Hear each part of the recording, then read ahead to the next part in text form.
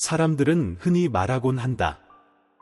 운명은 눈보라 치는 밤에 문을 두드린다고. 하지만 그날 밤, 운명이 가져온 것이 희망이 아니라 침묵 속에서 죽어가는 아이였다면, 당신은 문을 열 것인가, 아니면 돌아설 것인가? 환 씨는 20년 동안 은둔하며 살아온 늙은 산직이었다. 그가 고요함을 좋아해서가 아니었다. 과거 산불 속에서 동료를 버리고 살아남아 그 죄책감을 짊어지고 있기 때문이었다. 매일 밤, 그는 난로가에 앉아 아직 갚지 못한 빚을 받으러 올 무언가를 기다리는 듯했다. 그리고 그날 밤, 그것이 정말로 찾아왔다. 눈보라 속에서 들려온 이상한 소리, 짐승 소리도 나뭇가지 부러지는 소리도 아니었다. 그는 문을 열었다. 그리고 그것을 보았다. 한 사내아이 5살도 채 안 돼 보이는 새하얀 눈밭 위에 미동도 없이 누워 있었다. 울지도 신음하지도 않았다. 하지만 꺼져가는 촛불처럼 숨은 붙어 있었다. 아이의 손에는 무언가가 피가 배어 나올 정도로 꽉 쥐어져 있었다. 환 씨는 아이를 안으로 데리고 들어와 떨리는 손으로 그 꽉 쥔 손을 폈다. 오래된 노쇠 나침반 하나, 그리고 뒷면에는 뚜렷하게 새겨진 사슴 한 마리. 흔적도 없이 사라졌던 한 가문의 상징이었다. 아이는 울지 않았다. 말도 하지 않았다. 동그란 눈을 크게 뜨고 그를 눈 한 번 깜빡이지 않고 쳐다봤다. 공황에 빠진 듯한, 그리고 봉인된 듯한 눈빛이었다. 오두막 안, 불길이 활활 타올랐다. 금속 냄비가 부글부글 끓으며 인삼과 생강의 향긋한 온기를 내뿜었다. 환 씨는 아이의 얼굴을 깨끗이 닦아주고 이불을 덮어주었다. 그는 한마디도 묻지 않았다. 재촉하지도 않았다.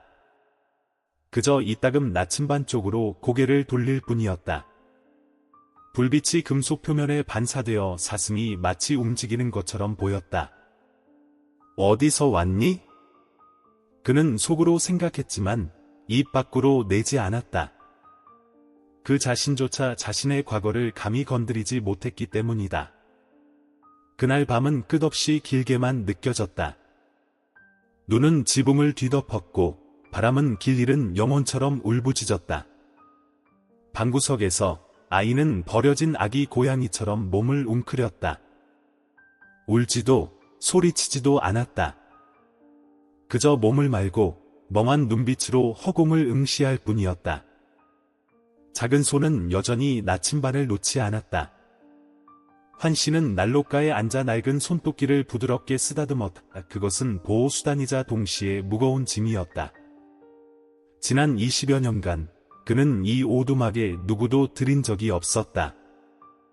하지만 이번에는 외면할 수 없었다. 만약 이 아이를 죽게 내버려 둔다면 그날 동료를 불바다에 남겨두고 온 것과 다를 바 없지. 다음 날 아침 눈이 그쳤다. 숲은 이상할 정도로 고요했다. 그는 죽을 쑤었다. 아이는 숟가락을 들지 않았다. 그는 그대로 두었다. 점심때가 되어 죽이 식었지만 아이는 여전히 먹지 않았다. 하지만 다른 아이들처럼 울부짖지도 않았다. 그저 그 자리에 앉아 마치 깨지 않는 긴 꿈속으로 빨려 들어간 듯 불꽃을 빤히 쳐다볼 뿐이었다. 환 씨는 그곳에 서서 생각에 잠겼다. 이름이 뭐니? 질문은 낙엽처럼 허공으로 흩어졌다. 그는 다시 한번 시도했다. 나는 환이다. 산직이지. 나를 할아버지라고 부르렴. 아이가 눈을 깜빡였다. 솔에 그는 나직이 말하고는 창밖 눈 속에서도 굳건히 서 있는 늙은 소나무들을 바라보았다. 이제부터 널 솔이라고 부르마. 소나무처럼. 폭풍 속에서 살아남았으니까. 처음으로 아이가 살며시 고개를 들어 그를 쳐다봤다. 여전히 대답은 없었다. 하지만 눈 속에 희미한 빛이 감돌았다. 초겨울 햇살처럼 희미한. 그날 저녁, 그가 눈보라에 망가진 처마를 수리하고 있을 때 그 아이 솔이 조용히 밖으로 나왔다. 맨발로 눈을 밟으면서도 아무 소리 내지 않았다. 손에는 나침반을 들고 환씨에게 건넸다. 아무 말 없이 그의 손에 쥐어주고는 무언가 이름 붙일 수 없는 것을 묻는 듯한 눈빛으로 그 자리에 서 있었다. 환씨는 고개를 숙여 나침반을 보았다. 손이 떨렸다.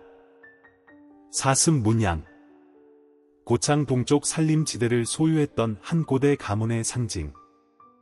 하지만 그들은 여러 해 전 이주했거나 사라졌다. 넌 누구냐? 그는 마음속으로 속삭였다. 하지만 여전히 묻지 않았다. 지금은 아니었다. 잠자리에 들기 전 그는 작은 나무 조각으로 참새 한 마리를 깎아 솔의 베개마대에 놓아주었다. 아이는 그것을 보고 나무 날개에 살며시 손을 댔다. 눈을 감았다. 아무 말도 나오지 않았다. 하지만 어깨는 첫날 밤처럼 더는 떨리지 않았다. 밖에서는 눈이 조용히 내렸다. 오두막 안에서는 두 운명 죄책감에 시달리는 산지기와 목소리를 잃은 아이 서로를 치유하는 여정을 시작했다. 말은 필요 없었다. 나침반 하나. 그리고 말로 할 수 없는 것을 들을 만큼 커다란 심장 하나면 충분했다. 겨울은 조용히 지나갔다. 그리고 봄이 예고 없이 찾아왔다. 눈이 서서히 녹아 푸른 이끼와 축축한 흙으로 뒤덮인 오솔길들을 드러냈다. 숲에서는 새들이 다시 지저귀기 시작했다. 나무들은 긴 잠에서 깨어났다. 환씨의 산직이 오두막 산중턱에 자리하는 세상을 등진 두 존재의 조용한 안식처가 되었다. 늙은이 하나, 아이 하나. 한 명은 죄책감 때문에, 다른 아이는 두려움 때문에 벙어리가 되었다. 솔은 말은 하지 않았지만 매우 자세히 관찰했다. 그는 질문에는 반응하지 않았지만 모든 행동을 기억했다. 환씨가 칼을 어떻게 씻는지, 마른 소나무 장작으로 어떻게 불을 피우는지, 혹은 덧줄을 어떻게 묶는지 모든 것이 무성 영화처럼 그의 기억 속에 기록되었다. 환씨도 아무것도 묻지 않았다. 그는 과거에 대해 이야기하지 않았고 바깥 세상에 대해서도 말하지 않았다. 그저 묵묵히 가르쳤다. 이건 족제비 발자국이다. 이놈은 위험하다. 이건 독버섯이고 저건 영지버섯이다. 이 계곡물은 마실 수 있지만 저 물은 안 된다. 솔은 고개를 끄덕였다. 작은 사슴처럼 경계심과 호기심이 뒤섞인 눈으로 그를 따랐다. 초여름의 어느 아침, 환씨는 마당에서 나무를 깎고 있었다. 나무 조각들이 흩날리며 지프로 만든 옷에 내려앉았다. 솔은 그 옆에 앉아 그의 손에 들린 칼날에 시선을 고정했다. 갑자기 그가 돌아보며 나무로 만든 참새 한 마리를 내밀었다. 첫 번째 것과는 달랐다. 이번 것은 날개를 활짝 펴고 마치 노래하듯 부리를 살짝 벌리고 있었다. 솔은 그것을 받아 보물처럼 소중히 다루었다. 그는 말은 하지 않았지만 그 후 조용히 숫가에서 낯선 보라색 꽃 세 송이를 꺾어다 그날 밤 환씨의 머리맡에 놓아두었다. 한마디 말도 없었다. 하지만 그들의 관계는 소박한 행동들을 통해 그렇게 깊어졌다. 어느 날 밤 솔이 고열에 시달리자 환씨는 밤을 새워 약초를 다렸다. 어느 날 환씨가 덫을 놓다 다리를 다치자 솔은 장작을 짊어지고 와 죽을 쓰고 오후 내내 그의 곁을 지켰다. 이야기는 마치 두 사람만 존재하는 듯했다. 하지만 숲에는 결코 두 사람만 있지 않았다. 가끔 사냥꾼이나 산 아랫마을 주민 몇몇이 숲을 가로질러 지나갔다. 그들은 우연히 낯선 아이와 함께 있는 환씨를 마주쳤다 마르고 까무잡잡하며 깊이를 알 수 없는 눈빛을 가졌고 결코 입을 열지 않는 아이. 그리고 소문이 서서히 퍼지기 시작했다.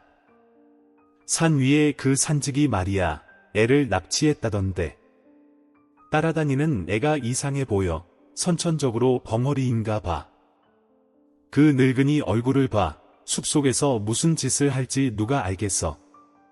소문은 고창 시장까지 흘러 들어갔고 연사무소에 신고하려는 사람도 있었다. 하지만 이내 모든 것은 잊혔다. 아무도 감히 산에 올라가 확인하려 하지 않았다. 길이 위험한 탓도 있었지만 근본적으로 사람들은 숲을 두려워했다. 실종되기 쉽고 진실을 찾기 어려운 곳.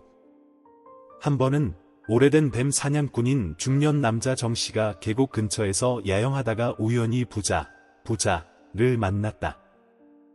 그는 말을 걸어보려 했다. 이 아이는 아드님이십니까? 환씨는 그저 나직이 대답했다. 그렇소. 왜 아무 말도 안 하죠? 벙어리입니까? 대답을 기다리지도 않고 정씨는 씩 웃으며 솔의 목에 대롱대롱 매달린 나침반을 곁눈질했다. 나침반 멋지네. 어디서 샀소? 솔은 나침반을 꽉 쥐고 뒤로 물러섰다. 공황에 빠진 눈빛이 번개처럼 번뜩였다. 환씨가 아이 앞을 가로막아 섰다. 그의 눈빛이 칼날처럼 차가워졌다. 팔 물건이 아니요. 정씨는 고개를 끄덕이며 휘파람을 불고는 돌아섰다. 하지만 가기 전에 한마디를 남겼다. 오해 사지 않게 조심하셔, 산지기 양반. 요즘 세상은 다들 카메라 하나씩은 갖고 있으니.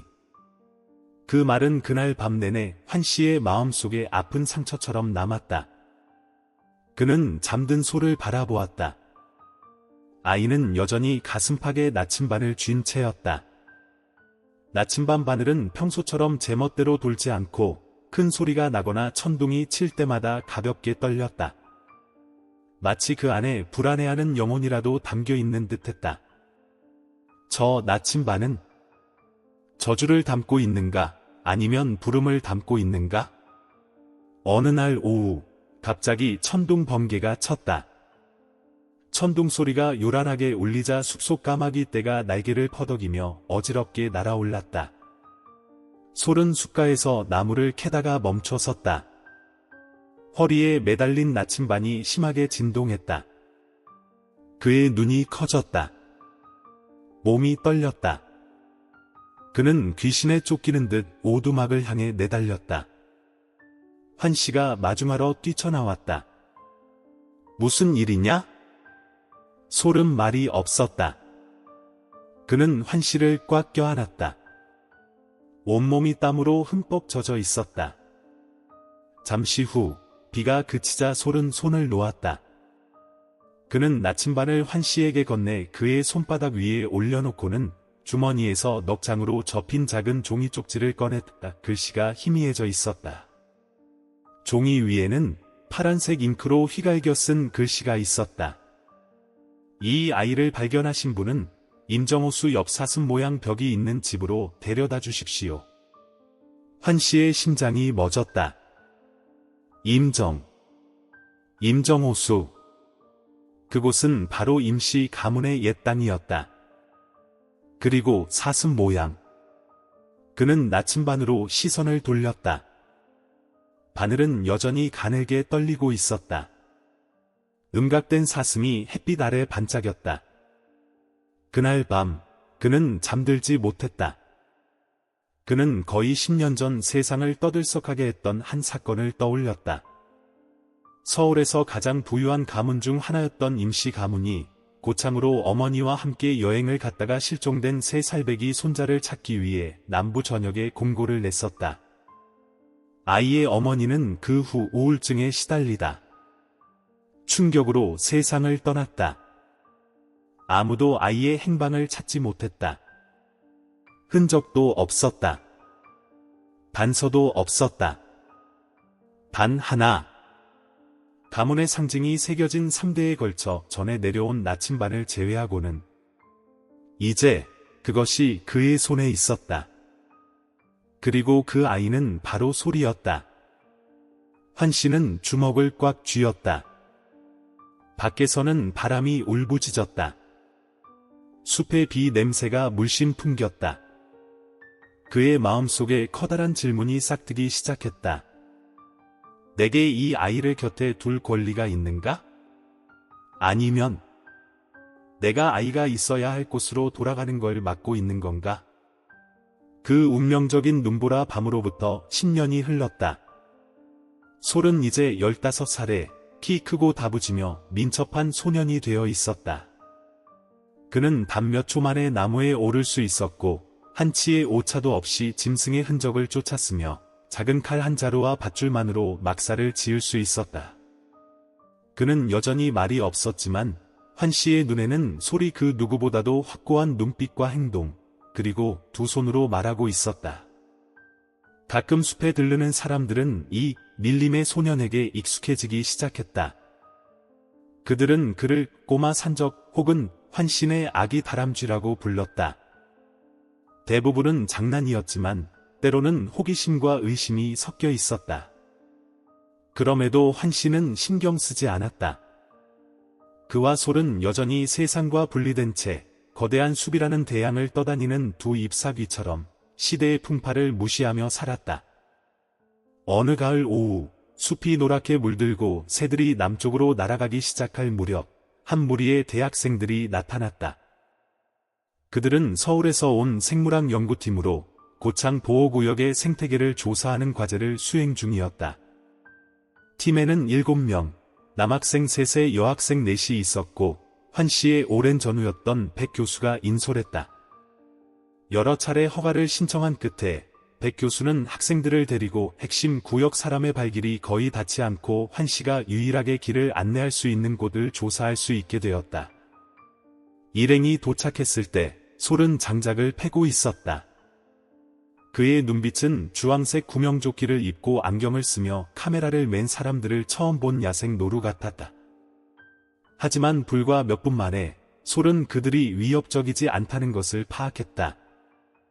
그는 조용히 물을 가져와 학생들을 위해 불 옆에 놓아두고는 바람처럼 나무들 뒤로 사라졌다. 일행 중 한 여학생 주미가 조용히 그를 따라가며 놀라움과 호기심이 섞인 눈으로 바라봤다. 백 교수님, 저 아이는 여기서 사나요? 응, 이름은 솔이란다. 15살인데 학교는 다녀본 적이 없지. 말을 못해. 말을 못한다니. 벙어리라서요? 확실하진 않아. 하지만 환씨 말로는 다 알아듣는다고 하더구나. 그저 아직 입을 열고 싶지 않은 거라고. 다음 날 일행은 조사를 위해 두 그룹으로 나뉘었다. 환씨는 한 그룹을 이끌고 남쪽으로 향했고 주미와 다른 두 남학생 형과 태우가 속한 그룹은 표시된 지도를 따라 백두 폭포 쪽으로 향했다. 솔은 동행하지 않았다.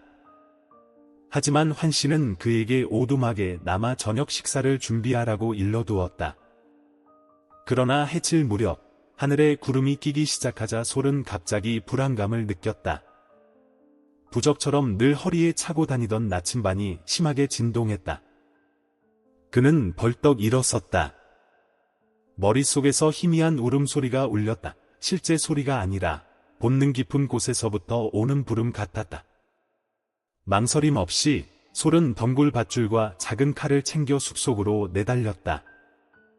그의 발걸음은 바람처럼 가볍고 빨랐다. 바람이 불고 하늘이 어두워졌다. 그는 외부인들은 볼 수 없는 작은 오솔길을 따라가고 좁은 바위 틈을 지나며 미끄러운 이끼 낀 비탈길을 넘어지지 않고 미끄러져 내려갔다. 불과 15분 만에 그는 백두폭포 근처에 도착했다. 그리고 그는 비명 소리를 들었다. 살려주세요. 누구 없어요. 살려주세요. 주미의 비명이 높은 절벽에서 울려 퍼졌다. 그곳에는 커다란 바위가 막 굴러내려와 돌아가는 길을 막고 있었다. 절벽 아래에서는 태우가 다리를 다쳐 일어서지 못하고 있었다. 현이 친구를 끌어내려 애썼지만 거의 기진맥진한 상태였다. 검은 곰 한 마리 우수리 반달가슴 곰가 다가오고 있었다. 곰은 가벼운 상처를 입었고 누군가 자신의 영역을 침범한 것에 흥분한 듯 보였다. 주민은 절벽 위에서 꼼짝 않고 서 있었다. 솔은 숲에서 뛰쳐나오며 생각할 겨를도 없이 곰의 뒤쪽으로 돌덩이를 3개 던져 곰의 주위를 분산시켰다. 그리고 그는 칼을 뽑아 들고 외쳤다. 벙어리의 비명이 아닌 진짜 목소리로. 조심해. 온 숲이 정지한 듯했다.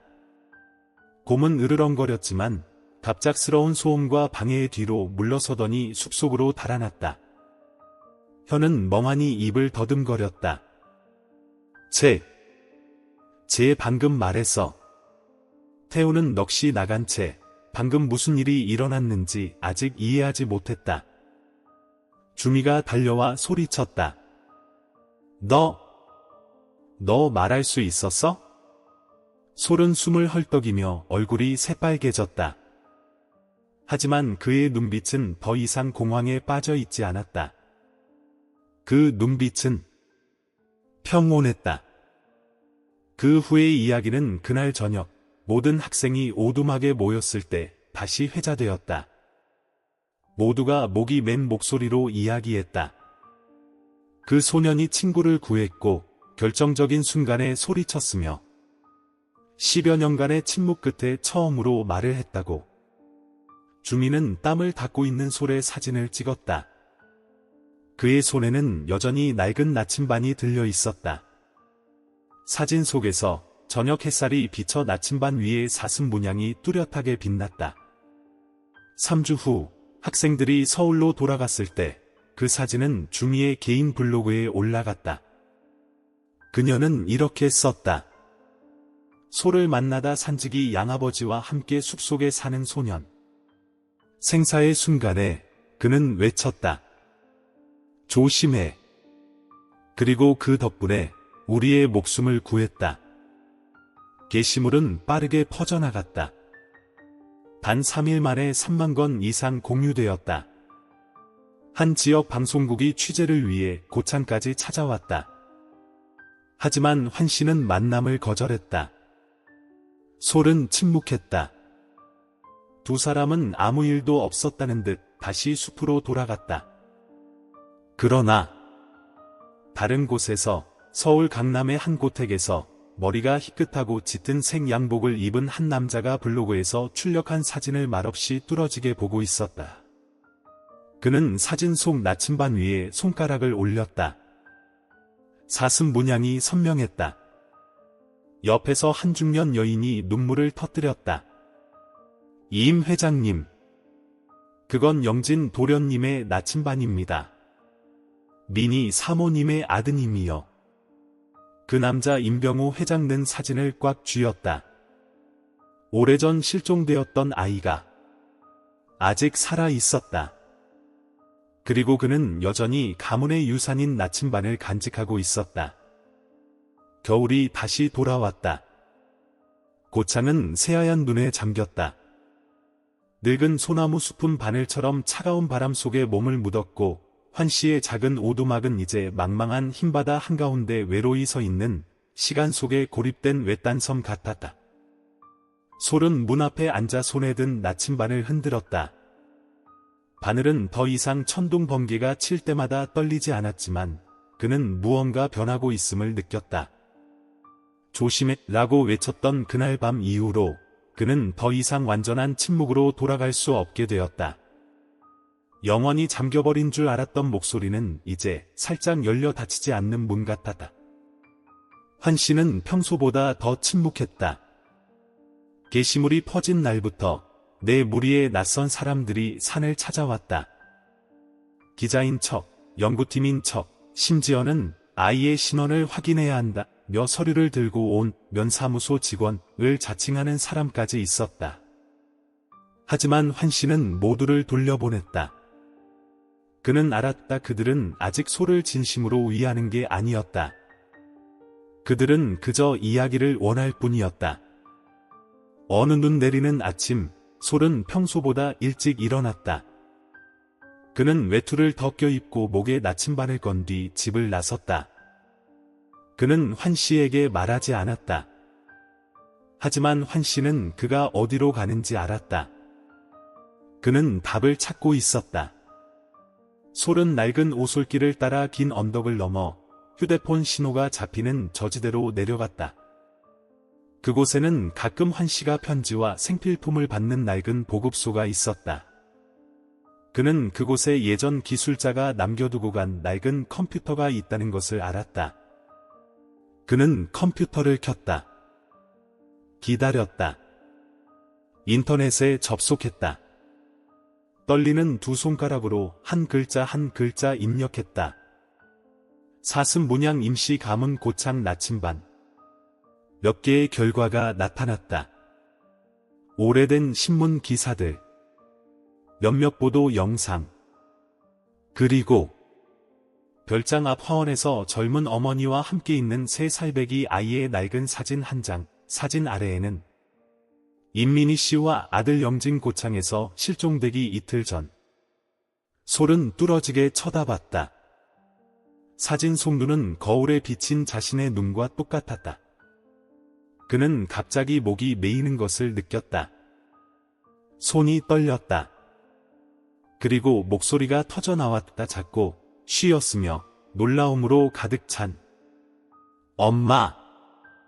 그날 오후 솔이 오두막으로 돌아왔을 때 환 씨는 나무를 깎고 있었다. 아무 말 없이 그는 흘기 쳐다보며 아이의 눈빛이 달라진 것을 알아차렸다. 솔이 다가왔다. 출력한 사진을 그에게 보여주었다. 제가 사진 속 사람인 것 같아요. 환 씨는 쳐다봤다.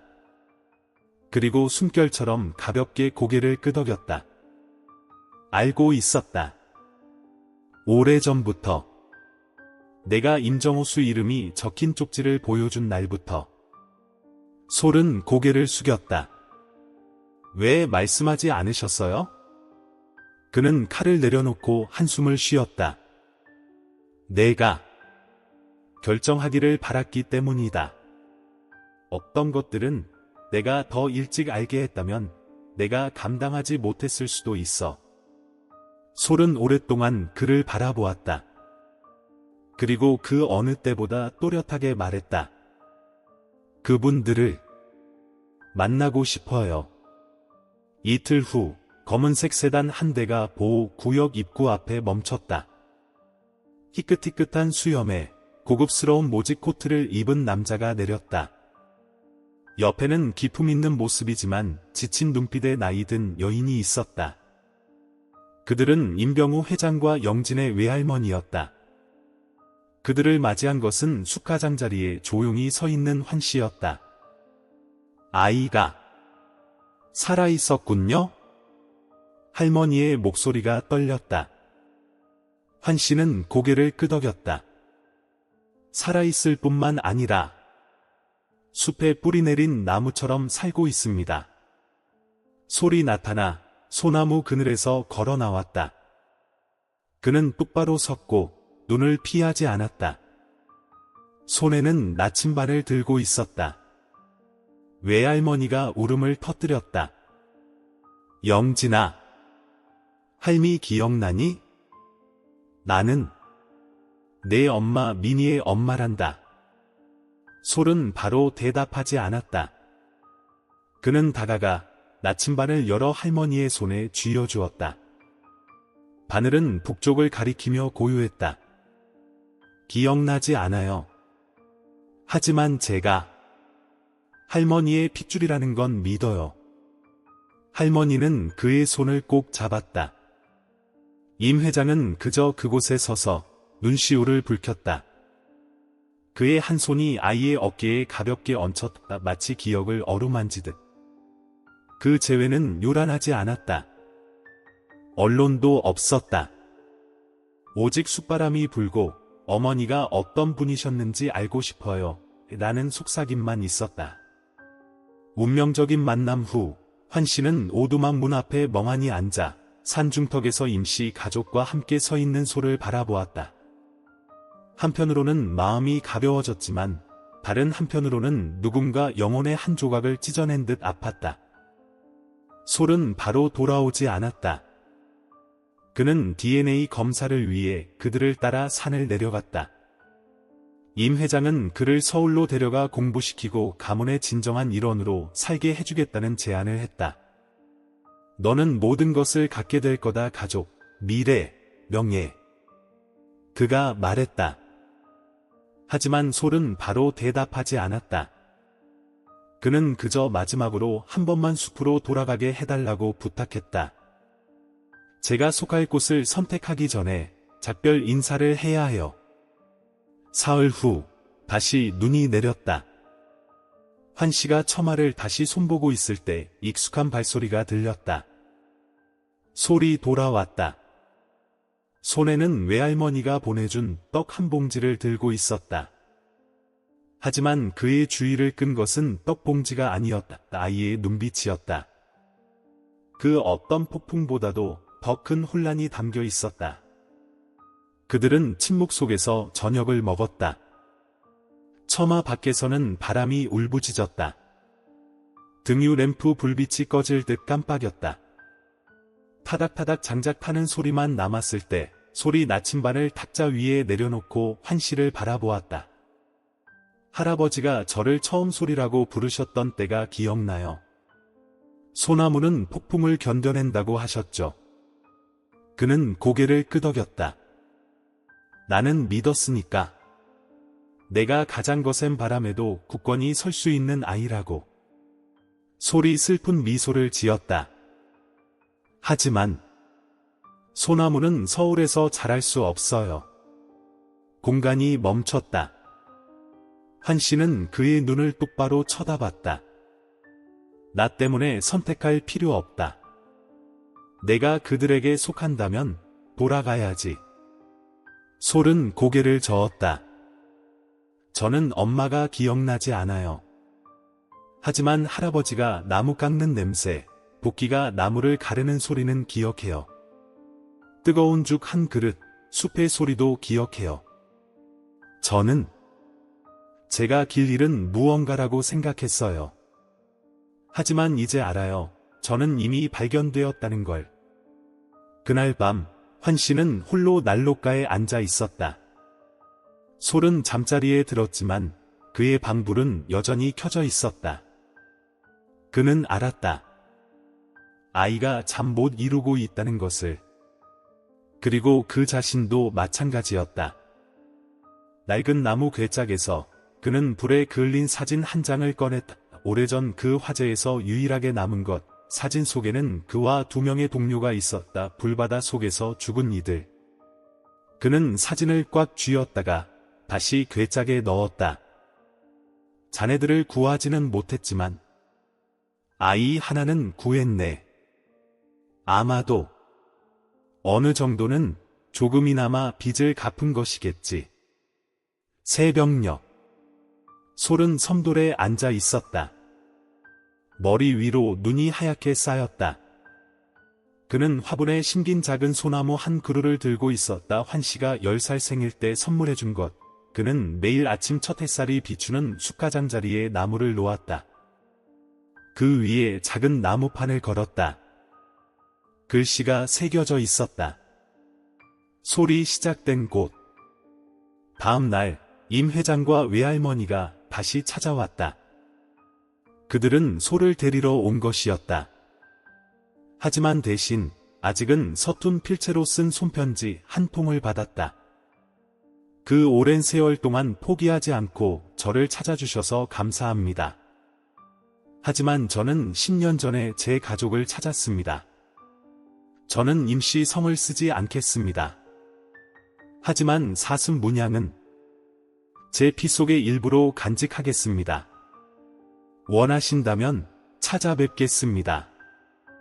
하지만 제게 이 숲을 떠나라고는 하지 말아주세요. 왜냐하면 이곳에서야 제 이름을 소리 내어 부를 수 있으니까요. 서명, 솔산직이 환씨의 아들. 임 회장은 오랫동안 말이 없었다. 외할머니는 그저 미소를 지으며 눈시울을 붉혔다. 민희도 이해할 거야. 나도 이해하니까. 어떤 아이들은 2번 태어난단다. 한 번은 피로, 한 번은 마음으로. 그날 저녁, 차에 오르기 전 외할머니는 오두막 문 앞에 작은 상자 하나를 남겨두었다. 상자 안에는 낡은 수첩 한 권이 있어 어머니 민희의 일기장이었다. 그녀가 세상을 떠나기 전 3년 동안 쓴 것이었다. 마지막 장에는 연필로 그린 하트와 함께 이런 글귀가 있었다. 영진아, 만약 엄마가 할 수 없다면 누군가 엄마 대신 너를 사랑해주기를. 솔은 페이지를 넘겼다. 손이 떨렸다. 눈에 눈물이 그렁그렁했다. 환씨가 밖으로 나왔다. 아무 말 없이 그저 곁에 앉아 그의 어깨에 가만히 손을 얹었다. 그날 밤 솔은 햇살 가득한 숲의 꿈을 꾸었다. 그 속에서 5살배기 아이가 얼굴 모를 어머니와 함께 뛰어놀고 있었다. 그러다 어머니의 모습이 흐려지며 그 자리에 환씨가 나타났다. 여전히 조용히 서서 그가 돌아오기를 기다리고 있었다. 솔은 꿈속에서 미소 지었다. 그리고 숲바람 소리 사이로 그는 나직이 불렀다. 아빠. 10년 만에 처음으로 말을 한 밀림의 소년에 대한 글은 더 이상 몇몇 블로그나 학생 커뮤니티에 머무르지 않았다. 한 국영 방송국의 베테랑 기자가 그 소식을 포착했다. 이야기는 그냥 지나치기엔 너무나 특별했다. 양아버지와 함께 숲에 고립되어 살던 한 소년이 알고 보니 한국에서 가장 명망 높은 가문 중 하나의 잃어버린 손자였다. 단 일주일 만에 솔이라는 이름과 이명진이라는 본명이 신문 지명과 방송 전파를 뒤덮었다. 환씨는 어떤 인터뷰에도 응하지 않았지만 언론은 온갖 가설을 만들어내기 시작했다. 소년의 실종은 가문의 상속 분쟁 때문, 산지기는 무언가를 숨기고 있는가, 아이는 자신이 속한 곳으로 돌아갈 것인가. 1월에 첫눈이 내리던 날, 솔은 필요한 물품을 좀 사기 위해 환씨와 함께 읍내로 내려갔다. 하지만 사람들의 시선은 예전과 같지 않았다. 어떤 이들은 손가락질했다. TV에 나온 그 애다. 세상에, 저 나침반 좀 봐. 사진이랑 똑같네. 어떤 이들은 걱정스러운 눈빛을 보냈다. 환씨가 10년 동안이나 죄를 숨기고 있었던 건가? 어쩌면 고소당할까봐 일찍 신고하지 않은 건지도 몰라. 솔은 고개를 숙이고 환씨의 손을 꽉 잡았다. 그는 두렵지 않았지만 슬펐다. 그날 저녁 환씨는 수첩 한 권을 꺼냈다. 그 안에는 양육권에 관한 서류, 지역 보건소의 기록, 그리고 10년 전 눈보라 치던 밤에 솔을 어떻게 발견했는지에 대한 그의 자필 기록이 들어있었다. 그는 마치 자신에게 말하듯 나직이 말했다. 나는 늘 준비하고 있었다. 언젠가 누군가 물어볼 것을 알았기에 왜 아이를 데리고 있었냐고? 솔은 아무 말도 하지 않았다. 그는 조용히 나침반을 꺼내 탁자 위에 놓고 말했다. 할아버지는 저를 데리고 있었던 게 아니에요. 할아버지는 저를 살리셨어요. 다음 날 환씨는 솔을 데리고 고창 읍사무소로 갔다. 그곳에서 그는 다음과 같은 이유로 솔이라는 이름을 법적 이름으로 유지해달라는 공식 신청서를 제출했다. 그것은 저를 망각으로부터 구해준 이름이기 때문입니다. 임 회장은 그 사실을 알고도 반대하지 않았다. 오히려 그는 조용히 변호사를 보내 솔과 환씨의 모든 절차를 지원했고 그들에게 상처가 될 만한 어떠한 고발도 제기되지 않도록 보장했다. 그때부터 임씨 가문은 더 이상 언론에 나타나지 않았다. 대중 앞에 모습을 드러내지도 명예를 요구하지도 않았다. 그저 매달 작은 상자 하나를 조용히 보낼 뿐이었다. 안에는 책, 따뜻한 옷, 그리고 가끔은 어머니 미니의 옛 사진이 들어 있었다. 하지만 그 고요함은 오래가지 못했다. 대규모 생태 관광 프로젝트를 진행하는 한 대형 부동산 회사가 고창 숲을 노리기 시작했다. 프로젝트의 책임자는 대민그룹의 최태국 회장, 그는 여러 해 동안 임시 가문의 사업 경쟁자이기도 했다. 인민이의 잃어버린 손자가 계획 중인 숲에 살고 있다는 소식을 알게 되자 그는 소문을 퍼뜨렸다. 임시 가문의 손자가 산지기에게 10년 동안이나 숨겨졌다면 그곳에 또 무엇이 은폐되고 있는지 누가 알겠습니까? 통제되지 않는 보호구역, 대중의 눈물을 짜내기 위해 언론이 스스로 만들어낸 이야기일 뿐입니다. 즉시 소셜미디어는 논쟁으로 들끓었다. 다음과 같은 제목의 기사가 올라왔다. 솔 언론이 만든 아이인가, 아니면 가문의 유산을 감추기 위한 도구인가? 나는 글이 의혹의 물결을 일으켰다. 사람들은 솔의 사진 속 표정 하나하나, 환 씨의 드문 말 한마디, 심지어 영상 속 나침반 바늘의 떨림 정도까지 분석하기 시작했다. 솔은 그 글들을 다 이해하지는 못했지만 환 씨의 눈빛이 날이 갈수록 무거워지는 것을 똑똑히 보았다. 그날 저녁, 그는 난로 앞에 앉아 속삭였다. 할아버지, 제가 골칫거리라면 제가 떠날 수 있어요. 환 씨가 웃었다. 너는 골칫거리가 아니다. 너는 내가 10년을 더 살게 한 이유다. 그리고 그는 솔의 어깨에 손을 얹고 아주 나직이 말했다. 하지만 만약 언젠가 세상이 우리를 예전처럼 침묵으로 받아주지 않는다면 너는 나무처럼 살아야 한다. 여전히 뿌리 내린 채로요. 솔이 말을 이었다. 두 사람은 웃었다. 짧은 웃음이었지만 눈 내리는 계절을 이겨내기에 충분히 따뜻했다. 2월, 눈이 빽빽하게 내렸다. 환 씨는 기침을 더 자주 하기 시작했다. 매일 아침 마른 기침이 길게 이어졌다.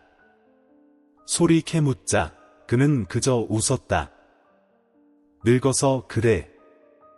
패도 좀 쉬고 싶어 하는 게지. 하지만 솔은 그게 아니라는 것을 알았다.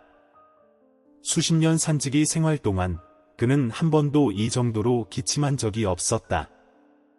그는 몰래 읍내 보건소에 내려가 진료 예약을 했지만 환 씨는 거절했다. 내가 가야 한다면 내가 살았던 숲 한가운데서 가고 싶다.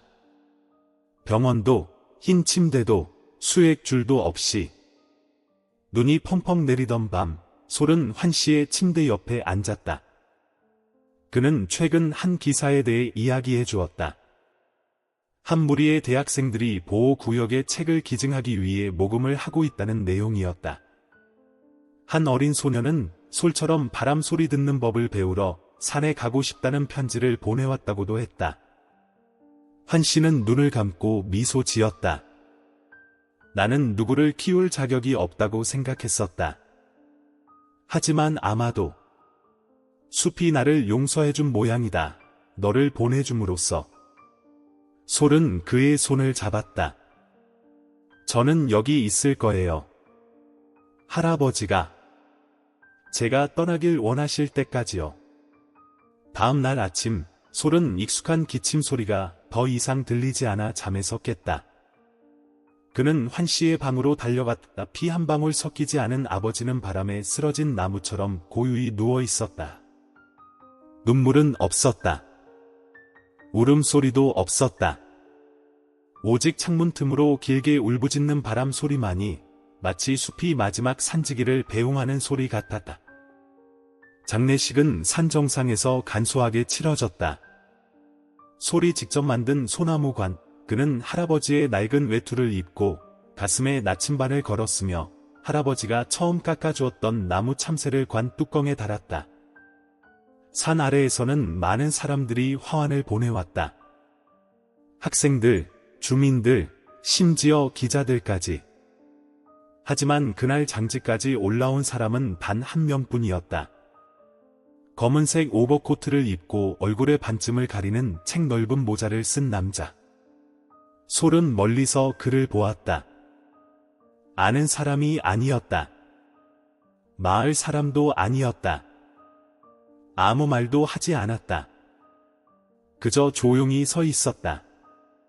솔이 관 위에 첫 흙을 뿌릴 때까지. 의식이 끝난 후 남자가 조용히 다가와 모자를 벗었다. 솔은 깜짝 놀랐다.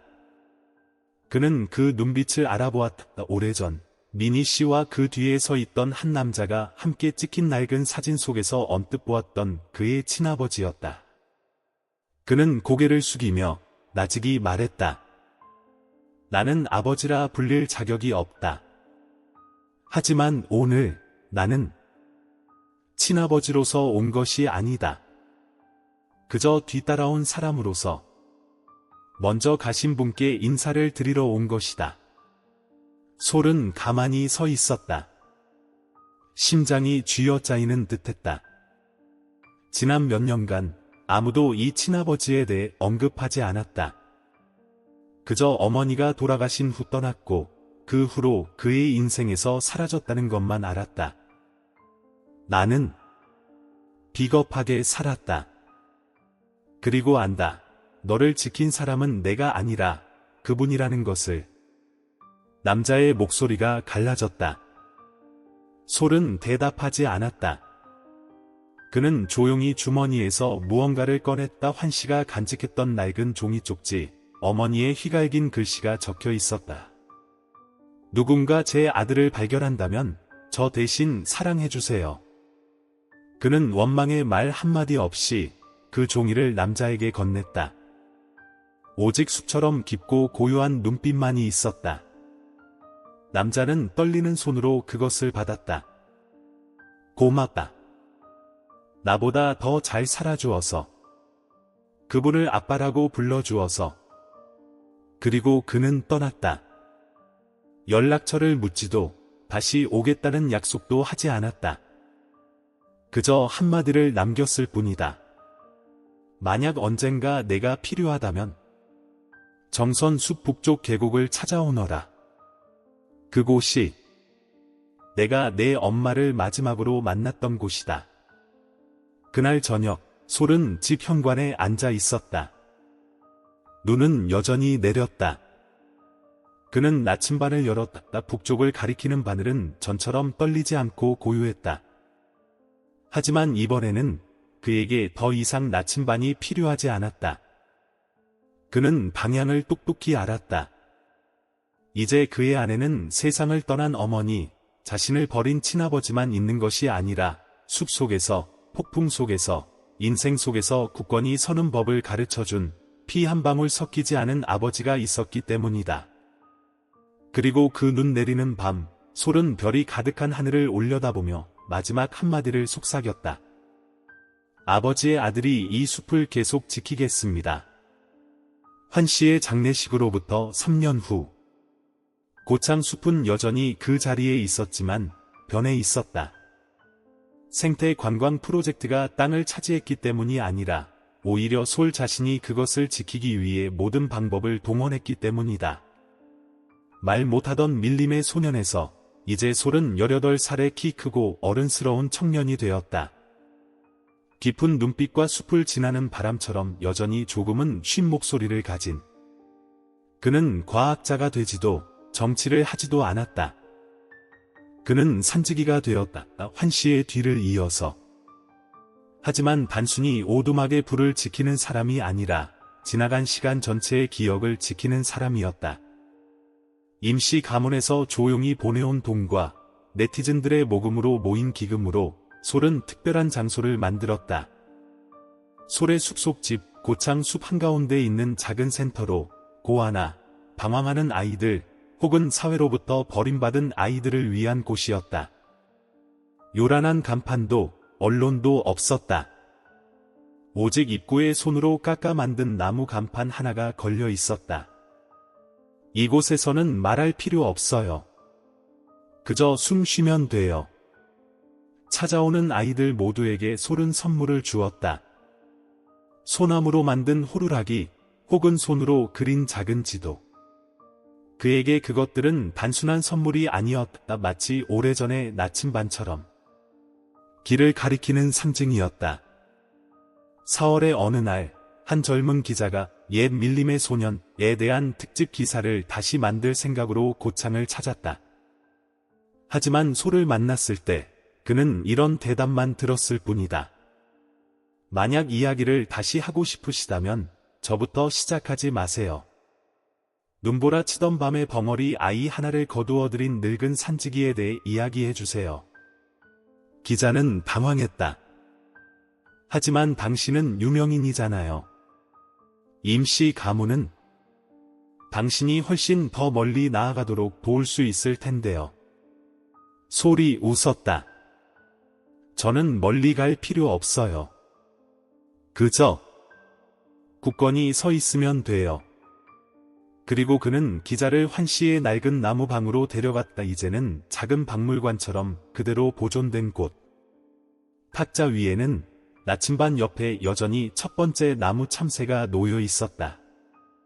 벽에는 단 한 장의 사진이 걸려 있었다. 환시와 10살의 소리, 난로가에 앉아 미소 짓고 있는 모습. 매년 첫눈이 내리는 밤이면 솔은 기억의 불꽃 축제를 열었다. 전기 없이, 전화기 없이 모두가 모닥불 주위에 둘러앉아 각자 숨겨왔던 이야기를 하나씩 털어놓는 밤. 누구도 말하라고 강요받지 않았다. 하지만 누구나 귀 기울여 들었다. 바로 그런 밤 중 하나에 말을 못하던 7살짜리 아이가 처음으로 입을 열어 노래를 불렀다. 솔은 울지 않았다. 그는 그저 아이의 손을 꽉 잡았다. 마치 오래전 환시가 그의 손을 잡아주었던 것처럼. 어느 날, 솔은 서울에서 온 소포를 받았다. 안에는 임 회장의 손편지와 함께 새로 발견된 어머니 미니의 일기장 사본이 들어 있었다. 편지에는 단 한 줄만 적혀 있었다. 임씨 가문에 돌려주어 고맙다. 후계자가 아니라 선량한 사람 한 명을. 솔은 여러 번 읽고 또 읽었다. 하지만 답장하지 않았다. 그는 그저 편지를 접어 어머니 사진 옆에 놓고 나무 토막에 글자를 새겼다. 유산이란 물려받는 것이 아니라 뒤에 오는 이들을 위해 남기는 것이다. 그날 저녁, 솔은 숲 가장자리로 나갔다. 오래전 심었던 작은 소나무가 있는 곳, 솔이 시작된 곳. 나무는 이제 그의 키만큼 자라 있었다. 잎은 넓게 펴져 굳건했다. 솔은 낡은 나침반을 꺼냈다. 바늘은 여전히 북쪽을 가리켰다. 하지만 이번에는 그는 바늘을 보지 않았다. 그는 눈을 감았다. 그리고 바람이 이끄는 대로 몸을 맡겼다. 에필로그 난로가에서의 마지막 편지. 숲이 누렇게 물든 어느 가을 오후, 솔은 환시의 낡은 오두막을 청소하고 있었다. 이제는 아이들이 야유회를 올 때 쉬는 장소로 쓰이는 곳. 썩은 책장 뒤 먼지를 닦던 중, 그는 작은 나무 상자 하나를 발견했다. 삼백끈으로 묶여 있고 가죽 조각으로 단단히 봉인되어 있었다. 위에는 잉크가 번진 쪽지가 붙어 있었다. 내가 충분히 어른이 되었을 때만 열어보아라. 솔은 멈칫했다. 심장이 세차게 뛰었다. 그는 천천히 끈을 풀고 상자를 열었다. 안에는 손편지 한 통이 있었다. 익숙한 필체 투박하고 거칠지만 애정이 가득했다. 솔아, 내가 이 글을 읽는다면 나는 너와 함께 끝까지 가지 못했다는 뜻이겠지. 하지만 그거 아니, 그 세월 동안 너와 함께 할 수 있었던 것이 내 인생에서 결코 후회하지 않는 시간이었다는 걸. 나는 비겁한 사람이었다. 산불 속에서 동료들을 버리고 도망쳤고 나 자신과 마주하기 두려워 산으로 숨어들었지. 하지만 너는 또 다른 불꽃처럼 나타났다. 희미하고 조용했지만 내 심장 속의 죄를 모두 태워버렸다. 나는 감히 나 자신을 아버지라 부르지 못했다. 자격이 없다고 생각했기에. 하지만 만약 내가 마음속으로 단 한 번이라도 나를 아빠라고 불렀다면 나는 생각한다. 이번 생은 사람답게 살았다고. 나는 내게 돈도, 명예도, 집도 남겨주지 못한다. 내가 가진 유일한 것은 이 숲과 바람 소리를 듣는 법, 그리고 말을 못하는 아이를 이해해줄 만큼 충분히 인내심 있게 기다리는 법뿐이다. 너는 내 이름처럼 살아라, 소나무처럼. 누구의 칭찬도 필요 없이 그저 세상 속에서 굳건히 서 있거라. 만약 언젠가 내가 지치거든 오두막 뒤편 공터로 가보아라. 내가 너와 함께 처음으로 묘목을 심었던 곳, 그곳에 내가 제 항아리 하나를 묻어두었다. 누구의 것도 아닌 그의 내 인생을 결정지었던 산불의 숯에서 나온 재다. 그것을 태워 바람에 흩날려 보내라. 내가 온 후부터 나는 더 이상 타다만 채로 있지 않았으니까. 사랑하는 아들에게. 환 아저씨가 솔은 편지를 접었다. 이미 어두워져 있었다. 그는 현관으로 나가 낡은 봉인 종이 조각으로 불을 지폈다. 활활 타오르는 불빛이 어른스러워진 그의 수려한 얼굴을 비추었다. 그는 울지 않았다. 하지만 그의 눈은 붉게 빛났다. 마치 누군가 심장 안에 작은 등불을 켠 것처럼. 그날 밤 잠들기 전 그는 나무판자 하나를 가져와 조심스럽게 한 글자 한 글자 새겼다.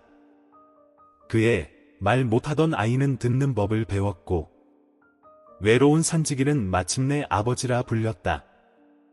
어쩌면 우리 인생에서 각자 솔처럼 눈보라 속에서 길을 잃고 어디에 속하는지 모를 때가 있을 겁니다. 그리고 때로는 환시처럼 마음속에 낡은 상처를 안고 그저 한 번의 용서를 바라며 살아갈 때도 있겠지요. 하지만 제때 내민 손 하나, 말없이도 충분히 따뜻한 포옹 하나만 있다면 피를 나누지 않았어도 가족이 될 수 있습니다.